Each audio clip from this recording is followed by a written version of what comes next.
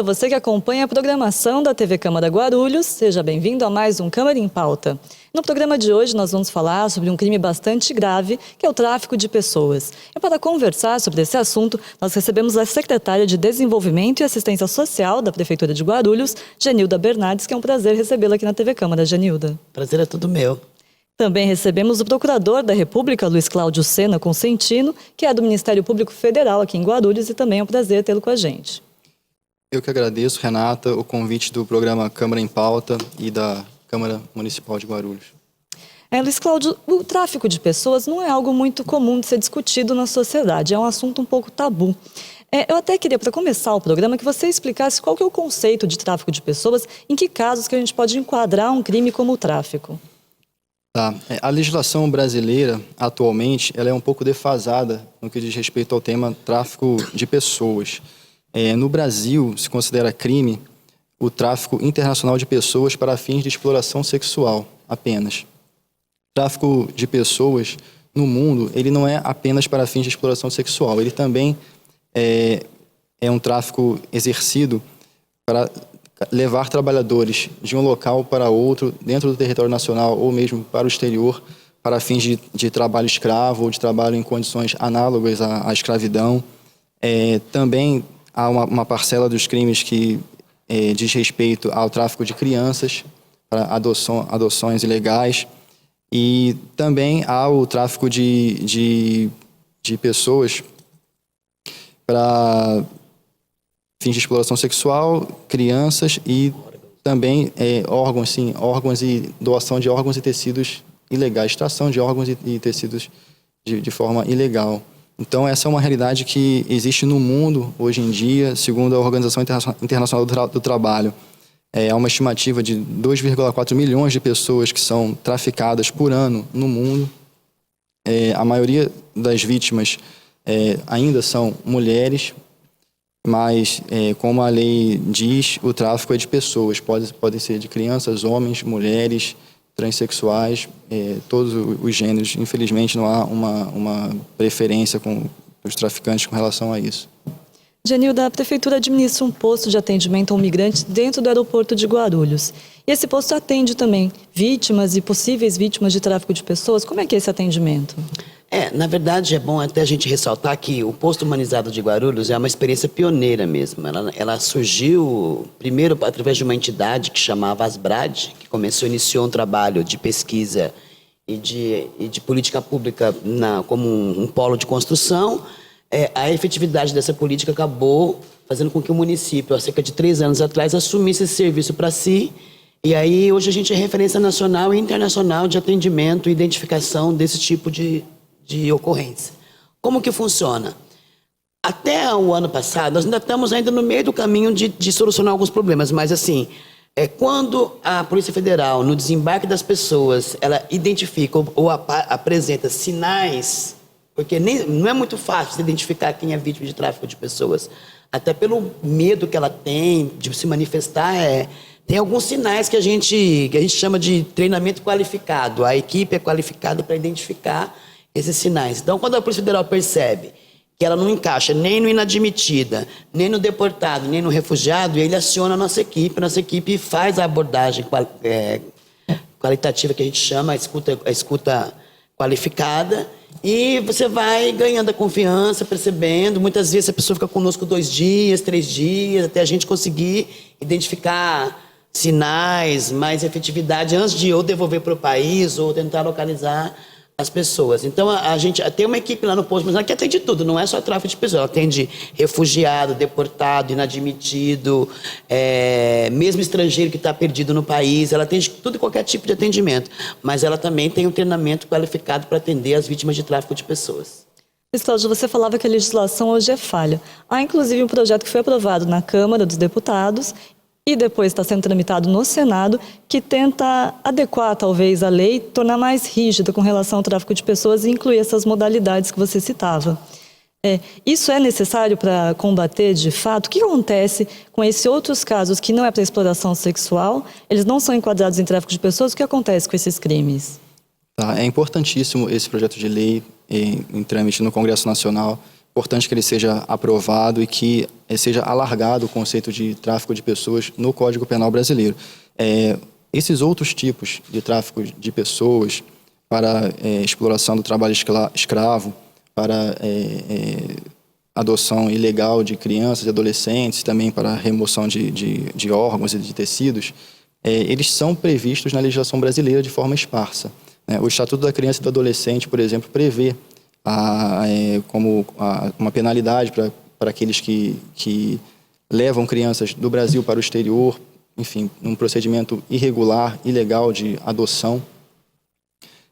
Por outro lado, o próprio Código Penal também prevê, no seu artigo 149, no seu artigo 206, a exploração, a criminalização do trabalho escravo em condições análogas à escravidão, assim como o transporte de trabalhadores do Brasil para o exterior, enfim, para trabalhos muitas vezes em condições precárias. Então, a legislação brasileira prevê essas outras modalidades de tráfico de pessoas de modo não específico, mas de modo colateral. O Ministério Público Federal, a Justiça, consegue ainda enquadrar esses traficantes nesses outros crimes. Mas o ideal, de fato, é unificar o tratamento desse fenômeno do tráfico de pessoas, o que possibilitará uma atuação mais eficiente da Polícia Federal, de todas as polícias dos Ministérios Públicos e do Poder Judiciário também. É importante ressaltar que o Brasil ele é o país da América do Sul que mais exporta pessoas para a Europa, né? Principalmente para fins de exploração sexual, mulheres principalmente. Espanha, Itália, Portugal, Turquia são países que recebem muitas brasileiras que vão para lá aliciadas por intermediários, pelos traficantes, efetivamente, para praticar prostituição e outros tipos de exploração sexual. O Brasil também, por outro lado, recebe pessoas paraguaios, bolivianos, peruanos, coreanos, que vêm ao Brasil também, muitas vezes traficados, principalmente para trabalhar em confecções aqui em São Paulo e em outras regiões do Brasil também, diversos trabalhos, mas trabalhar em condições precárias, condições consideradas análogas à escravidão. E nesse contexto brasileiro, Guarulhos tem uma posição importante, porque Guarulhos tem o maior aeroporto internacional da América do Sul e também, enfim, é um município que é cruzado pela rodovia Presidente Dutra, que liga ao Rio de Janeiro, pela Fernão Dias, que liga a Minas Gerais. Então, Guarulhos tem uma posição estratégica no combate a esse crime. E é muito importante a atuação do município de Guarulhos, pela Secretaria de Desenvolvimento e Assistência Social, prestar esse serviço no aeroporto, né? Não só para pessoas especificamente traficadas, mas para todos aqueles que chegam em condição de vulnerabilidade, que às vezes não sabem falar o português, falar a língua e ficam, de fato, perdidos e são presas fáceis de coiotes, de aliciadores, de pessoas que vão, então, oferecer um emprego, nem sempre lícito, para que aquela pessoa possa se manter aqui no Brasil ou mesmo levá-la para o exterior em condições precárias. Então, é muito importante essa atuação da Secretaria Municipal e uma vez que o Guarulhos é um ponto estratégico no combate a esse tipo de crime. Genilda, o trabalho do posto, vocês têm esse contato mais próximo com as vítimas e possíveis vítimas. Quem são essas pessoas que normalmente são aliciadas? No geral, são mulheres? São pessoas vulneráveis em termos sociais, econômicos? Não, nem sempre. A grande maioria sim, mas nem sempre. Por exemplo, como o doutor mesmo disse agora, as principais vítimas são mulheres na faixa entre 20 a 35 anos, são o maior número de vítimas. Em segundo, são os transexuais, são as maiores vítimas. Em geral, eles são aliciados não por força da circunstância da questão econômica, mas com a promessa de carreira de sucesso, de modelo, de atriz, oferece uma vida de glamour e de sucesso lá fora, e eles se iludem com essa perspectiva e acabam sendo aliciadas, em geral, para a Espanha. Turquia também tem bastante volume, na Espanha, Turquia, a Itália. né, que são os grandes receptores de brasileiras e transexuais para vítimas de tráfico de pessoas para fins de exploração sexual. Como o doutor mesmo disse, nós temos muito poucos dados no que diz respeito ao tráfico de órgãos e ao tráfico de criança. Né? O que nós temos mais é esse tipo de crime que é para fins de exploração sexual. Agora, o inverso, o Brasil é o receptor do tráfico de pessoas para fins de trabalho escravo. A entrada de bolivianos, africanos, aí o Brasil já em vez dele exportar, ele importa esse tipo de mal para a sociedade. Então, o posto, na verdade, ele é um filtro. Como o doutor falou, a Guarulhos é a porta de entrada e de saída para qualquer... Para vocês terem uma ideia, qual foi o nosso maior volume de tráfico de pessoas que permaneceram no Brasil? Foi em 2 grandes momentos. A vinda do Papa no Brasil, que teve aquele envolvimento internacional grande, e a Copa do Mundo. Ali foram os nossos maiores picos de pessoas que vieram e ficaram no Brasil, e a gente teve que depois devolvendo, descobrindo e revelando essas vítimas. Inclusive também no aumento de estrangeiro como população em situação de rua, que também acontece isso. Eles vêm, depois eles são alijados de documentos, de dinheiro, não tem como voltar, não tem como ter seus documentos, acabam virando... né, indigente, população em situação de rua.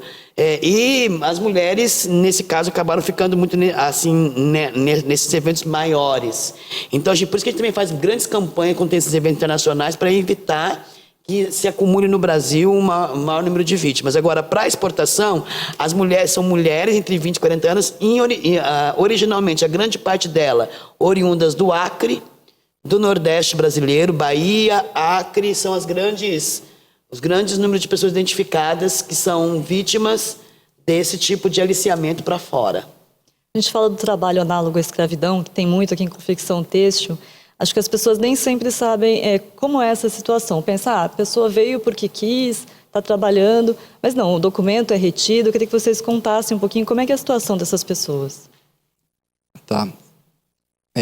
O Ministério do Trabalho e Emprego, assim como o Ministério Público do Trabalho, vem exercendo uma fiscalização muito forte com relação a esse tipo de situação. O tráfico para fins de exploração do trabalho escravo ou em condições análogas à escravidão. Bem, essas pessoas são trazidas e colocadas a trabalhar em situação precária, trabalham várias horas por dia, 10, 12, 14 horas por dia, às vezes todos os dias da semana, recebem uma remuneração bem abaixo do que seria o normal, do que seria aquilo considerado digno pelo exercício daquele trabalho. Geralmente são vigiadas, às vezes ficam isoladas, não podem sair daquele local ou de um perímetro que os traficantes determinam. São cobradas delas uma produtividade acima do normal também, de modo que a pessoa não tem uma vida, a pessoa vive para trabalhar e é altamente explorada, recebe pouco, tem que pedir permissão de um chefe ou do chefe da quadrilha para fazer qualquer coisa e recebe um salário precário. Então, essa situação ela acontece em São Paulo também, mas, enfim, em outros lugares do Brasil também, no interior do Brasil, no centro-oeste, na região norte, em fazendas, em carvoarias. Sempre há notícias de trabalhadores em condições análogas à escravidão também em fazendas. E, infelizmente, essa é uma realidade que o Brasil ainda precisa se esforçar mais, as autoridades, para reprimir, prevenir esse tipo de delito, né? É importante que a Câmara dos Deputados, entre 2012 e 2004, teve uma CPI, uma Comissão Parlamentar de Inquérito, que tentou mapear o tráfico de pessoas no Brasil. E, de fato, o tráfico de pessoas é mais intenso e é mais visível na região norte, na região centro-oeste do Brasil. E, ao final dessa CPI, ela propôs algumas mudanças, algumas melhorias a serem feitas. Dentre elas é aumentar as penas do crime previsto no Código Penal, no artigo 231 do Código Penal, né, de 3 a 8 anos, que seriam majoradas para de 5 a 8 anos. Também criar delegacias especializadas no combate ao tráfico de pessoas. incluir o tráfico de pessoas para trabalho escravo e para exploração infantil e de órgãos e tecidos no Código Penal, que já foi mencionado aqui.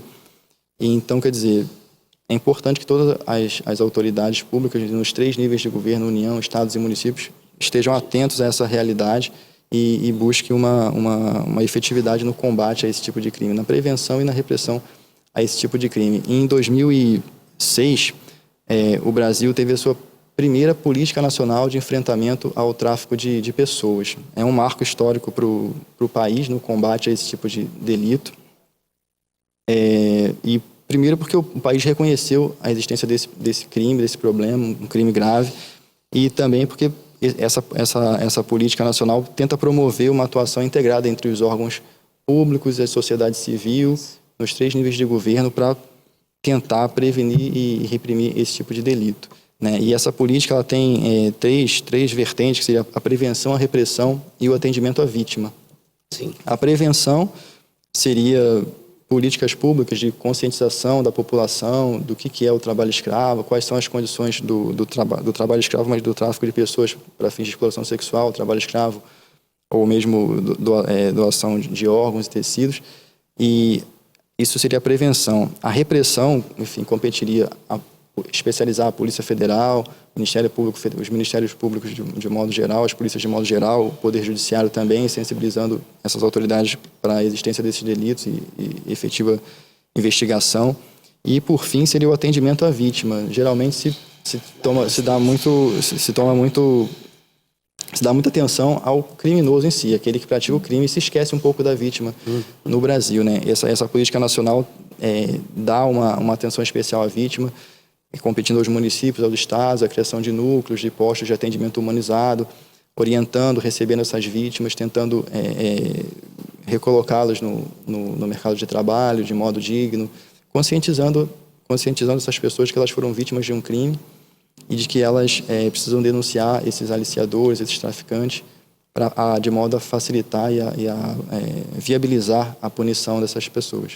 Tá certo, a gente vai fazer um pequeno intervalo, mas daqui a pouco a gente volta falando mais sobre o tráfico de pessoas aqui no Câmara em Pauta. Fique com a gente.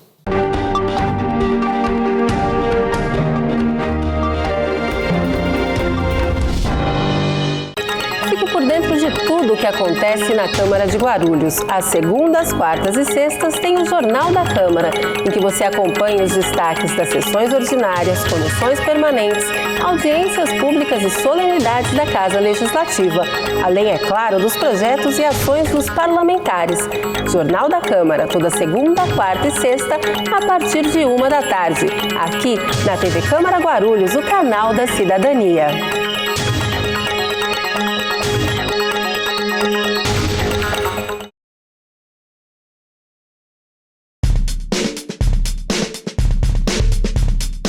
A TV Câmara Guarulhos tem uma programação com muito conteúdo para você, em 12 horas de transmissão diária pelo canal 7 da NET Digital e 24 horas por dia, 7 dias por semana, na Web TV.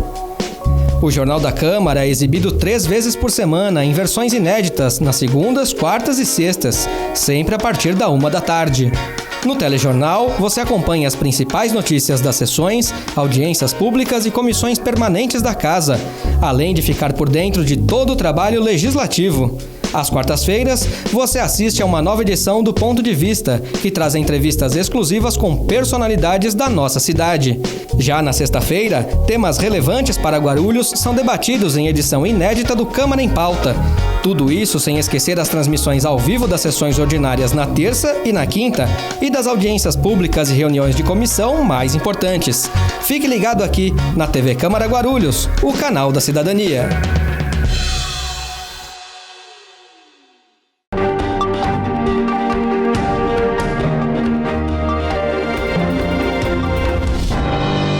Voltamos com o Câmara em Pauta, hoje falando sobre o tráfico de pessoas. Para isso, recebemos a secretária de Desenvolvimento e Assistência Social da Prefeitura de Guarulhos, Genilda Bernardes, e também o procurador da República, Luiz Cláudio Consentino, que é do Ministério Público Federal em Guarulhos.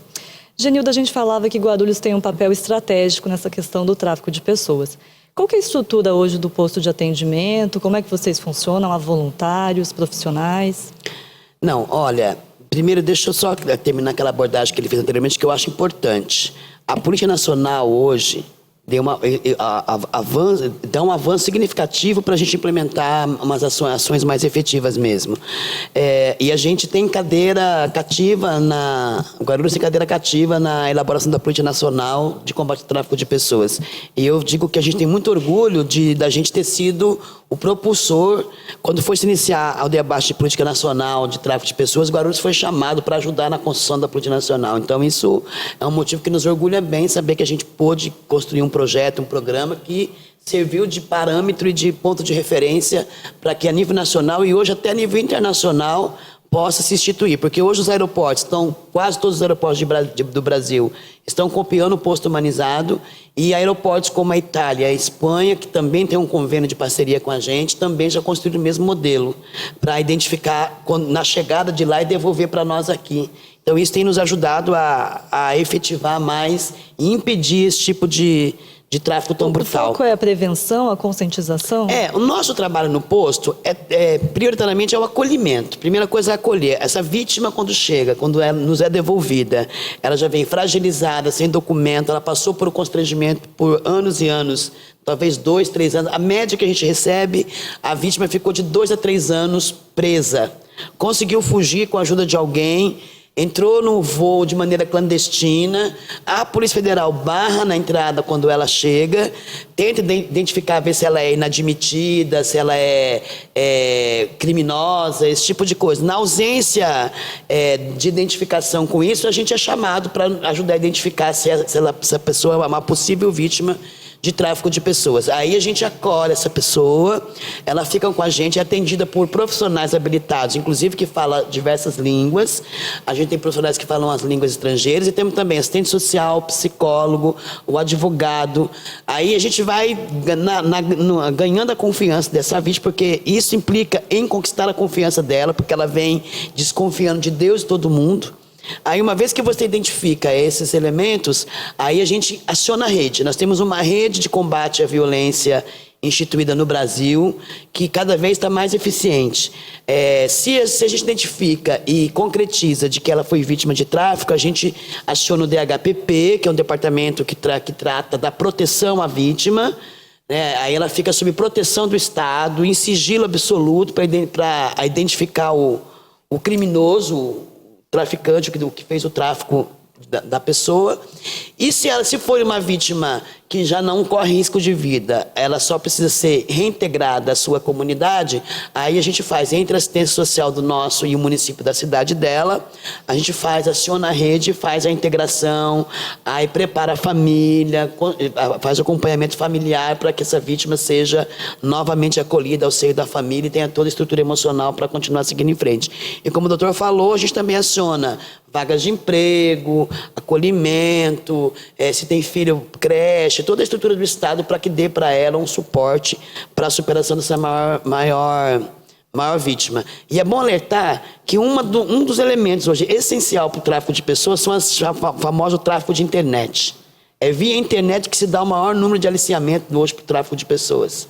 São pessoas que estabelecem contato com estrangeiros via internet, vão conversando, a oferta de emprego vem, as fotos vêm, todo o engodo vai acontecendo. Então, por isso que também a lei da internet, para nós, também é um dos grandes elementos que possa ter, que a Procuradoria-Geral da República, ou seja lá qual órgão, possa ter hoje, quando houver suspeita de vítima de tráfico, ela também possa ter acesso aos dados de internet para identificar a rede, porque em geral é uma rede criminosa muito grande.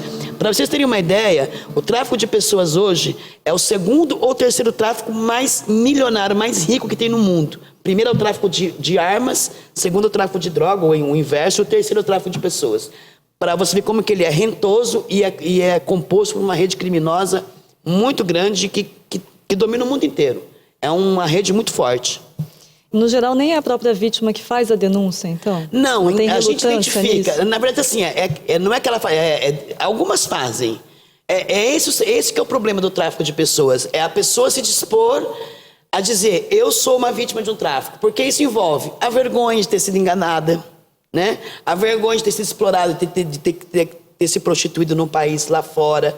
Então, muitas vezes, a pessoa prefere, escapou, veio para cá, ela prefere esconder, fingir que nada aconteceu do que ter que declarar, né, tudo aquilo que ela viveu. Então, a gente consegue identificar através da escuta qualificada.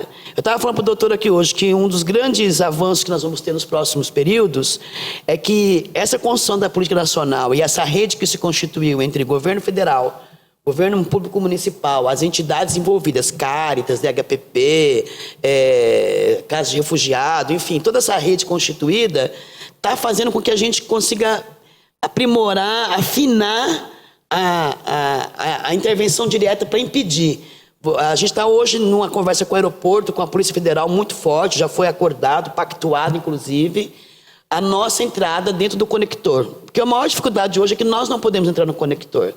Você sabe como é que funciona o conector, né? Qualquer um que chega de um país de fora, que ele, por alguma razão, ele não pode entrar, ele não está regularizado para entrar no país, seja por documentação, por dúvida, ou mesmo por tráfico, sei lá qual motivo, ele é preso no conector. É uma salinha que você fica lá 10 dias, 15 dias, até 20 dias preso naquela salinha, até que a Polícia Federal saiba quem é você, o que você veio fazer e por que você está aqui. Se for deportado, ela te devolve para o teu país.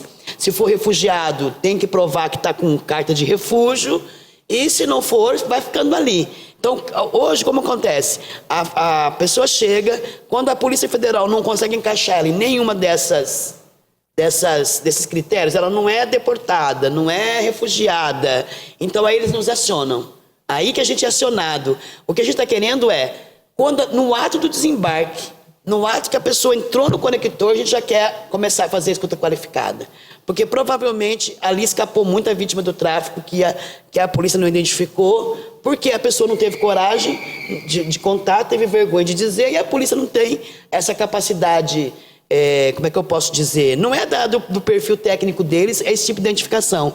É porque é uma identificação humanizada, é uma coisa de ganhar confiança, dar carinho. A polícia não, ela tem que reprimir. É da própria lógica dela, quando alguém entra no país inadvertido, ela usar da repressão, da ameaça, para tentar descobrir o que acontece. E nós não. Nós o vem cá, acolhe, dá o carinho. A pessoa não fala a língua, às vezes, do Brasil, está num país estranho, não tem documento, está traficada. Se ela não for, no mínimo, bem acolhida, a gente não consegue identificar. Então é difícil identificar quem é vítima do tráfico, por essas peculiaridades. Nem todo mundo diz, eu sou vítima do tráfico de pessoas. É a equipe que identifica. E a hora que ela identifica, ela começa a puxar o fio. Aí ela vai, 2, 3 dias, uma semana, 10 dias, até que você consiga a pessoa se abrir e te dar todos os detalhes. Aí você aciona a rede e aí começa a unir os 3 poderes. A repressão, a polícia vai atrás do traficante, a gente cuida da vítima, que é o que ele colocou, a grande avanço da Polícia Nacional, que hoje ela se preocupa com a vítima, a gente acolhe a vítima, né? E a prevenção a gente quer fazer tanto na campanha como também entrar no conector agora, que isso vai impedir muito tráfico já antecipado. É importante isso que a secretária mencionou com relação à invisibilidade desse crime, porque as estatísticas também são falhas, eu acredito, Totalmente. porque a vítima do tráfico de pessoas, ela muitas vezes não se sente vítima, se sente também participante do delito, como se fosse uma criminosa. Ou se a culpa fosse dela, né? Ou se a culpa fosse dela. Porque ainda que ela queira ir para o exterior, ela tem esse sonho, então ela, alguém me ajudou a ir para o exterior, para trabalhar de algum modo. Mas a prostituição no Brasil, né, e na maioria dos países ocidentais não é considerada crime. Prostituir-se de modo por vontade espontânea, livremente, não é crime. Mas a exploração da prostituição é crime. Sim. E o tráfico internacional de pessoas visa exatamente reprimir essa pessoa que explora a prostituição de outra pessoa. Então, essa vítima, ela precisa de fato de um atendimento ali um pouco mais sensibilizado, coisa que não é natural da polícia. Daí a importância dos postos de atendimento humanizado da prefeitura. É importante ressaltar também que essas pessoas que são vítimas de tráfico internacional para fins de exploração sexual ou mesmo para trabalhos forçados ou trabalho escravo, elas têm alguns meios que elas podem se valer para tentar se livrar dessa situação precária em que se encontram. O Brasil disponibiliza, por exemplo, o Disque 100, que é da Secretaria de Direitos Humanos da Presidência da República, que é um telefone que você pode relatar qualquer tipo de violação a direitos humanos, e o tráfico de pessoas é um crime que viola gravemente os direitos humanos, a dignidade da pessoa fica atingida, a liberdade de ir e vir, a liberdade sexual, a liberdade de trabalho, a integridade física e psíquica da vítima é afetada. E também temos o DISC 180, que é da Central de Atendimento à Mulher, e que, segundo informações que eu tenho, inclusive ele funciona também no exterior, na Espanha, na Itália, em Portugal e no Brasil. A pessoa que estiver numa situação, que se encontrar numa situação de exploração sexual ou de trabalho escravo, ela pode discar o 180 e vai ter um atendimento 24 horas por dia em português e onde é garantido o anonimato.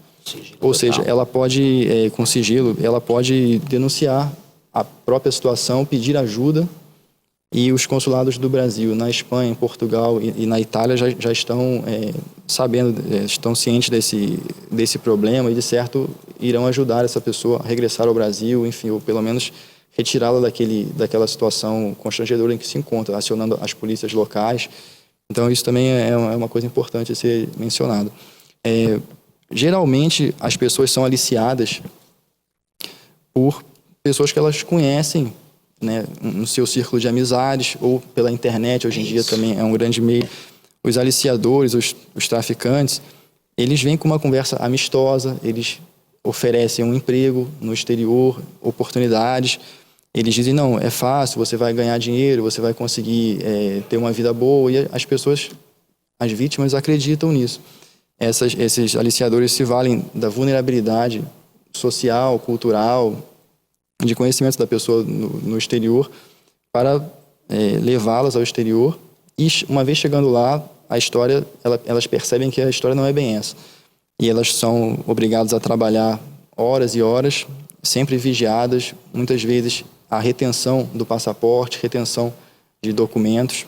Quando a pessoa já não vai com documentos falsos, que são também já confeccionados no Brasil pela organização criminosa, como a secretária mencionou, há uma organização criminosa, enfim, em vários países, o Brasil não escapa disso, extremamente articulada e com braços em vários países, que desde o aliciador aqui até o receptor na Europa, nos países, a colocação dessa pessoa em boates, em prostíbulos, enfim, ou em outros locais de trabalho, que impossibilita que a vítima saia daquela situação. Fica muito difícil a vítima brasileira, que geralmente não sabe falar aquela língua, a língua do país que está trabalhando, não tem os seus próprios documentos em sua posse e é vigiada constantemente. E também, geralmente, essas pessoas, quando chegam no seu destino, no local de trabalho, elas são informadas que elas têm uma dívida com aqueles que as ajudaram a ir ao exterior.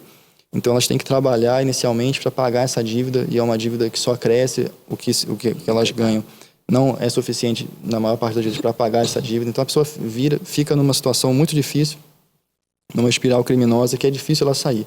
Então, é importante ela buscar ajuda, né, no consulado brasileiro, no exterior, na embaixada, e também as autoridades locais que, de certo, sabem que isso é um crime grave e reprimem esse crime no mundo todo, estão aptas a auxiliá-las também.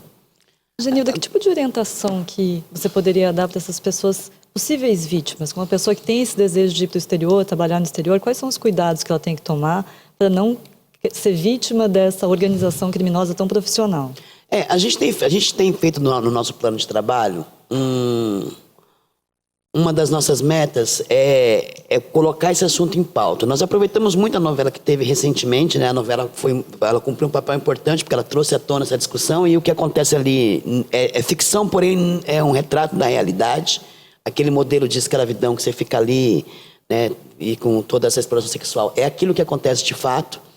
E a gente procura orientar, identificar o tipo de público. Então, a gente tem ido nas universidades, debatendo nas universidades. Aqui em Guarulhos, a gente já esteve já em vários, fazendo palestras, e fazendo campanhas dentro do aeroporto, com as pessoas que vão viajar. A gente tem procurado entregar um material com o DISC 180 para que ela leve, e aí se exemplifica em que situações, onde ela pode entrar em contato, se ela for vítima ou se ela identificar ao lado dela alguma vítima, né? A gente tem tentado envolver o aeroporto mais nisso, ainda é uma coisa muito difícil, porque parece que o aeroporto entende que isso é um problema nosso, não é um problema do aeroporto. A gente ainda tem essa barreira para se quebrar lá, mas tem dado alguns avanços significativos. Mas o aeroporto tem que assumir essa tarefa de conscientizar quem entra e quem sai do Brasil para os diferentes problemas. E a gente procura orientar assim, ó. Primeiro, o perfil da vítima. É meninas de 20 a 30 e poucos anos de idade, em geral bonitas, que se acham bonitas, portanto, acham que tem chance de ter uma carreira de modelo ou de artista, porque quando você se acha já não tão bela assim, você não é, tá me querendo graça, desconfia, tá me propondo alguma coisa. Então, em geral, procura meninas de 20 a 35 anos bonitas, que se acham que têm vontade de fazer carreira, em geral, em lugares de baixa vulnerabilidade, nas comunidades, que é onde estão as mulheres bonitas e que não teriam acesso à carreira se não fosse via aquelas pessoas que, olha, eu sou um olheiro, estou procurando atriz, achei você tem perfil para isso. Ganha confiança, em geral não é na primeira vez, elas não são raptadas, elas são convencidas a irem. Portanto, se a pessoa tem mais do que um contato, ela frequenta a balada junto, ela vai junto com a pessoa, vai ganhando a confiança, vai mostrando outros exemplos de meninas que foram, vai dando sites para que ela entre. Então, esse tipo de perfil aliciador, a gente procura orientar. Quando alguém chegar ao seu lado e que te disser todas as promessas, procure saber o nome dessa pessoa, a identidade dele, e aí a gente investigue quem é essa pessoa, qual a identidade, de onde ela vem. Isso tudo é importante. Nunca vá numa viagem sem deixar a tua família saber com quem você vai, em que local você vai ficar, qual o nome da pessoa, toda a identidade dessa pessoa, porque se caso ela for vítima, a família tem as informações necessárias para que a gente desarticule ou procure descobrir a rede. Então, nunca viaje sem informar a mãe e cuidado na internet, porque os primeiros contatos são via internet, principalmente se o contato for entre brasileiro e estrangeiro. Nós tivemos um caso tão grave em Guarulhos, para você ter uma ideia, ó, não era em Guarulhos, mas a gente descobriu aqui. Esse nós conseguimos impedir, mas era uma mulher que morava no Acre, casada, porém numa relação não muito boa com o marido, nos últimos anos não estava numa relação muito legal. Então, na carência afetiva, ela começa a entrar nas salas de bate-papo na internet, conhece um grego, que começa a encher ela de elogios, manda flor por internet, imagens, presentes, pede o número da conta dela para mandar um dinheiro para comprar um presente para ela e vai 1 ano e meio numa relação de internet, a ponto de convencer a mulher a separar do marido de maneira a abandonar os filhos, largar do marido de maneira silenciosa, sem contar para ninguém e fugir porque ele era um sheik, milionário, que queria dar não sei o que para ela e ela estava indo no aeroporto. Ela só não foi porque um documento dela não bateu na hora do embarque, a Polícia Federal começou a perguntar, ela ficou nervosa, aí ela começou a não conseguir explicar para onde que ela ia, com quem ela ia encontrar. Aí ele nos chamou e na identificação a gente percebeu resultado. Foi o único caso que a gente conseguiu resolver em Guarulhos efetivamente. O cara era um aliciador, pertencente a uma grande rede de criminoso, voltado para aliciamento de mulheres, não para fins de prostituição, para trabalho escravo, porque ela tinha esse perfil. Ela ia ser chamada para trabalhar mesmo, em caso de sheik, e virar escravo pro resto da vida. Né? E ela estava indo para um tráfico meramente pela carência afetiva. Então a gente fala, comunicação com o estrangeiro, procura saber primeiro se tem propósito de emprego. A tua família tem que saber, a sua mãe, seu pai, seu irmão. É um processo que pode ser longo, 1 ano e meio, conversando. Eles não têm pressa, é por isso que eu falei, é uma rede que fica ali, na internet é uma rede permanente, ela não tem problema nenhum, ela alicia você hoje, amanhã você leva 1 ano, o outro leva 2 meses, mas ela está ali, o trabalho deles é esse, então não tem pressa. Vai te jogando, se você também não cair também, eles não perderam nada com isso também. Na internet a paciência é muito grande. Já na abordagem direta, não. Em geral é nas baladas, nas boates, né, nos funks, onde se dá maior aliciamento.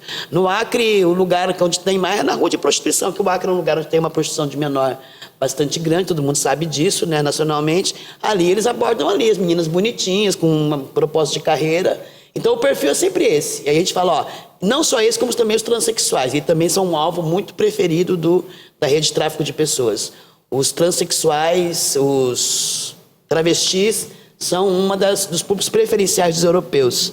É muito buscado também o tráfico de travesti, de transexuais, porque é muito bem-vindo lá na Europa. Então, eles seguram, esse também é um público que a gente também procura orientar, identificar sempre. E na dúvida, procura a gente.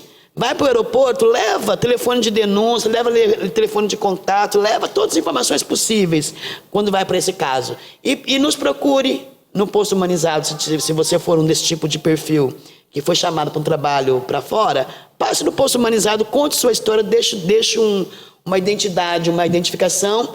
Pode ser que você seja abençoado e tenha uma carreira promissora lá fora, pode ser. Mas se não for, a gente tem uma forma de trazer de volta. Precisa tomar alguns cuidados, a gente procura fazer isso preventivamente. É importante também acrescentar no que a secretária já mencionou aqui, que a pessoa não deixe o passaporte em poder de um terceiro, de um desconhecido. Isso é muito importante. O ideal seria a pessoa já ir para o país seu de destino, enfim, no exterior, conhecendo o endereço, o telefone do consulado brasileiro ou da embaixada, levar uma xerox do seu próprio passaporte, né, guardar em locais diferentes, caso tenha um extravio ou um roubo do seu passaporte, ela tem uma xerox com os dados ali, mas em hipótese alguma, deixar na posse de um terceiro no exterior o seu passaporte. A partir dessa situação, a pessoa fica presa, fica dependente daquele indivíduo que retém o passaporte e fica mais difícil ela se identificar e sair daquela situação de exploração. Isso é algo que eu acrescento que eu acho que também é muito importante. Mas, Cláudio, qual que é o papel do Ministério Público nesse contexto? Tem também um trabalho preventivo, um trabalho de repressão? Fala um pouquinho. O Ministério Público, na atuação criminal, ele é basicamente repressivo, né? Uma vez identificada a situação de tráfico internacional de pessoas, a Polícia Federal instaura um inquérito, faz toda a investigação. Se for um caso de tráfico internacional, compete à Polícia Federal. Posteriormente, esse inquérito é encaminhado ao Ministério Público Federal, que analisa e pode oferecer uma denúncia criminal acusando esses traficantes, né, dos crimes que eles praticaram perante a Justiça Federal. Esse, em regra, é o papel do Ministério Público na esfera criminal. Na esfera civil, o Ministério Público Federal tem uma atuação também voltada à prevenção, apoiando os órgãos estaduais, né, a política nacional de enfrentamento ao tráfico de pessoas. Também tem esse trabalho preventivo. Mas aqui em Guarulhos, a grande parte do nosso trabalho é, de fato, repressivo. Recentemente foram denunciadas 4 pessoas aqui em Guarulhos, né, de tráfico de pessoas. É algo bastante comum o Ministério Público pegar esses casos? Não é tão comum porque é difícil investigar. Como a secretária mencionou, as vítimas muitas vezes não se sentem vítimas daquele crime, têm vergonha, têm medo. Então é muito difícil investigar. E são organizações criminosas internacionais, o que dificulta também a investigação da Polícia Federal em cooperação com outras polícias da Espanha, de Portugal. É uma investigação pulverizada. Pulverizada. E há uma necessidade de cooperação das polícias dos dois lados para que se chegue efetivamente aos criminosos, né, aos traficantes em si. Então não é uma investigação fácil, é difícil as vítimas estarem dispostas a também relatar tudo que sabem. Muitas têm medo, muitas querem esquecer aquela situação e tocar a vida para frente. Mas é importante que elas denunciem, enfim, tanto ao Ministério Público Federal, que também pode receber denúncias. Aqui em Guarulhos, fica na rua Josefina Mandotti, número 44, no Jardim Maia. Enfim, seja no posto de atendimento humanizado da Prefeitura, na Polícia Federal, enfim. É importante que as pessoas tenham coragem de denunciar, porque só assim as autoridades vão conseguir, de fato, prender e processar e prender, reprimir esse tipo de delito. Eu queria agradecer a participação de vocês, nosso tempo já chegou ao fim. Janilda, foi um prazer ter você aqui com a gente, deixar um recado final para o nosso telespectador. Eu só queria deixar como recado final o seguinte, os números de Guarulhos, em média, por ano, a gente consegue identificar e impedir de 12 a 15 tráficos de pessoas. No ano passado, que foi um ano de Copa do Mundo, houve 56 casos de tráfico de pessoas. O aumento triplicou por conta de eventos internacionais. Então, Guarulhos, sempre que tiver que fazer algum evento internacional, tem que tomar muito cuidado e debater muito essa condição. Ano que vem é ano de Olimpíadas. Precisamos redobrar os cuidados para que Guarulhos e o Brasil não entre... Que seja campeão pelas Olimpíadas, não pelo tráfico de pessoas. Luiz Cláudio, também agradeço a sua participação. Eu agradeço. Vai fazer uma consideração final? Agradeço o convite do programa Câmara em Pauta, aqui da Câmara de Vereadores de Guarulhos. E a manifestação final basicamente é essa, as pessoas terem cuidado, né? E uma vez que tomam conhecimento de um amigo, de uma conhecida nessa situação, que denuncie as autoridades competente para que possamos aí buscar a repressão aos autores desse crime tão grave. Tá certo, muito obrigada. Também agradeço a sua audiência. Se você quiser participar do Câmara em Pauta, mandando sugestões de temas, de perguntas, você pode mandar um e-mail para camaraempauta@camaraguarulhos.sp.gov.br. Muito obrigada pela sua audiência e a gente se vê no próximo programa. Tchau.